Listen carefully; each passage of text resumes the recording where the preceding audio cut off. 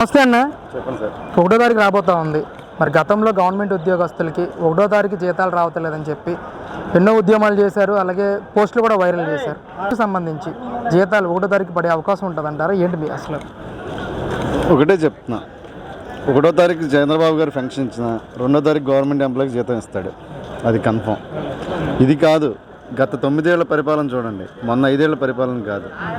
రాష్ట్రంలో చాలా కరువు కాలం చూశారు, అయినా సరే గవర్నమెంట్ ఎంప్లాయీకి జీతం ఆపకుండా నేను జీతం టయానికి ఇస్తాను, నాకు పని చేసి పెట్టండి అని అడిగారు చంద్రబాబు గారు. ఇంకో విషయం ఏంటంటే, జగన్మోహన్ రెడ్డి గారు దయచేసి ఒకసారి ఆలోచించండి. మీ కొడాల నాని గారు, వల్లభనేని వంశీ గారు, అవినాష్ గారు, వీళ్ళందరూ ఏ టైంకి గవర్నమెంట్ ఎంప్లాయీకి జీతాలు ఇచ్చారు? గవర్నమెంట్ ఎంప్లాయీ ఏ టైంలో జీతం తీసుకున్నాడు? ఎన్ని చోట్ల అప్పులు బాండ్ పేపర్లు రాశారు?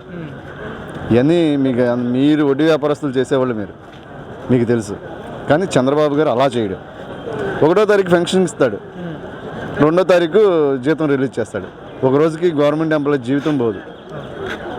ఓకే, ఇంకా ఎనీ డౌట్ ఏంటండి అసలు గత పరిపాలన ఎలా సాగిందంటారు? అసలు ఏం చెప్పమంటారు? అడ్డం వస్తే ట్రాన్స్ఫర్, లేదంటే అది కాలేజీ తీసేయండి. గవర్నమెంట్ ఎంప్లాయీ కాలేజీ తీసేస్తావా? అడ్డం వస్తే ట్రాన్స్ఫర్ చేస్తావా? చెయ్యి దా, చంద్రబాబుతో ఆడుకో. మా గవర్నమెంట్ ఎంప్లాయీ దగ్గర కూడా వద్దు నీకు. చంద్రబాబు గారు ఉన్నారు, ఆయనతో ఆడుకో చాలు.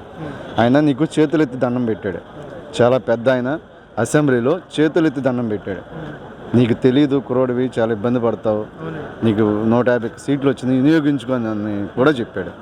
పాపం ఆయన ఆటాడేసావు. ఏం సాధించావు? ఆయన నీ చెల్లిని చూస్తే నీ చెల్లిని ఆటాడేసావు. ఏంటి నీ సాధించింది ఇక్కడ? పాపం షర్మిల గారికి తెలియక ఆమె వెళ్ళిపోయింది. కొన్నాళ్ళు జీవితం ఆమె గడుపుకుంది. ఆ కాంగ్రెస్ పార్టీ వాళ్ళు ఏదో పిలిచారు, వచ్చారు. నీకు బుద్ధి చెప్పింది కూడా ఎవరో కాదు, నువ్వు ఎవరో అనుకుంటున్నామేమో, గవర్నమెంట్ ఎంప్లాయీలే. అది గుర్తుపెట్టుకో ముందు.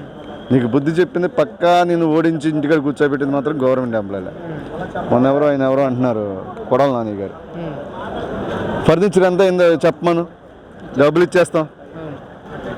ఏమంటే కొడాల నాని గారు ఎక్కడ తెచ్చారు? మనకి రాళ్ళలో ఏమైనా పెట్టారేంటి? పైన ఏమైనా ఇటుకలు ఏమైనా దాచేసారా 5 సంవత్సరాల్లో? ఇస్తావు, నువ్వు ఏమైంది? ప్రజల సొమ్మే కదా, దాసు దెంగేవు కదా, ఇస్తావు. లేదా గవర్నమెంట్ ఎంప్లాయీ జీతాలు ఆపిపారు దెంగేవు కదా, అవి ఇస్తావు. అంతమంది ఏం చేస్తావు?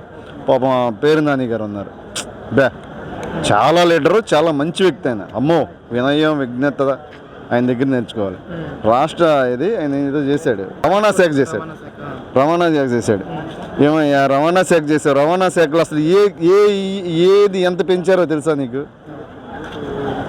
ఏ కేసు ఎంత పెంచారో తెలుసా? కొల్లి రవీంద్ర ఒకటి దొరికాడు నీకు. పాపం ఆయన నోట్లో ఆయనేమో మాట్లాడలేడు. ఆయన చదువుకున్న వ్యక్తి, నీకులాగా రోడ్ల మీద తిరగల ఆయన. ఒకప్పుడు నువ్వు బాండ్ వ్యాపారం రాసుకున్నావు, పాస్బుక్ 100 రూపాయలకి డ్రా చేసి పాస్బుక్ చేయాలని, ఏదో నువ్వు సుడిపోయింది వచ్చేసావు. కూడా పేరుందని ఆయన కొల్లి రవీంద్ర గారు అలా కాదు, చదువుకున్నాడు, విజ్ఞత మనిషి. ఎప్పుడు కూడా సైలెంట్గానే ఉన్నాడు, కానీ నీకులాగా వైలెంట్ ఎప్పుడు మచిలీపట్నంలో చేయలే. ఆయన ఎప్పుడు కూడా గవర్నమెంట్ ఎంప్లాయీలతో కూడా ఆడుకోవాలా, నువ్వు ఆడుకున్నావు. ఇంకా అది తెలుసుకో. గత ప్రభుత్వంలో పెన్షన్లు అనేవి వాలంటీర్ల ద్వారా పంపిణీ చేశారు, ఈరోజు సచివాలయం ఎంప్లాయీస్ ద్వారా పంపిణీ చేస్తా ఒక నిర్ణయం తీసుకున్నారు. దీనిపై మీ అభిప్రాయం ఏంటి? గవర్నమెంట్ ఎంప్లాయీలతో సీఎం గారు గవర్నమెంట్ ఎంప్లాయీలను వెళ్ళి పెన్షన్ పంపిణీ చేయమన్నా కళ్ళకు అద్దుకుని చేస్తారు. నేను ఒకటే చెప్తున్నా, సచివాలయం ఉద్యోగులు, పంచాయతీ ఆఫీస్ ఉద్యోగులు వీళ్ళు ఎవరు అవసరంలా. యాజ్ అ టీచర్ కానీ, యాజ్ అ బ్యాంక్ ఎంప్లాయీ కానీ, యాజ్ అ అగ్రికల్చర్, వీళ్ళు ఎవరైనా సరే వీళ్ళున్న వాళ్ళు మీరు వెళ్ళి చంద్రబాబు గారు చెప్పాలే కానీ మీరు వెళ్ళి పెన్షన్ పంపిణీ చేయండి అంటే కన్ఫర్మ్గా చేస్తారు. ఎందుకంటే చంద్రబాబు గారు గవర్నమెంట్ ఎంప్లాయీని ఇబ్బంది పెట్టడు, రూపాయి ఇస్తాడు, నాకు పని చేయండి అంటాడు. నువ్వు కూడా అలాగే చేయాలి. జగన్మోహన్ రెడ్డి నువ్వు అలా చేయలా. నీకు అడ్డం వచ్చినప్పుడు ట్రాన్స్ఫర్ చేసావు, అడ్డం వచ్చినప్పుడు కాలేజీ తీసావు, ప్రూఫ్తో సగా ఉన్నాయి. తీసుకుంటే నీకే తెలిసిద్ది నీ గొయ్యి ఏంటో వెనకాల. అవన్నీ కాదు, ఇంకా ఆపేయండి మీరు దయచేసి. మీరు మీ చేసే పనులు ఇంతవరకు ఆపేయండి. అనిల్ కుమార్ రెడ్డిను వీళ్ళందరూ మాట్లాడే మాటలు మీరు ఇంకా వద్దు. మీరు చేసిన తప్పని ఒప్పుకోండి, ప్రజల దగ్గరికి వెళ్ళండి. మేము ప్రతిపక్షం అన్నా ఇవ్వండి ఈసారి అన్నా అన్నీ అడగండి. మీరు నాయకులే, మీరు కావాలి జనాలకి, మీరు నాయకులే.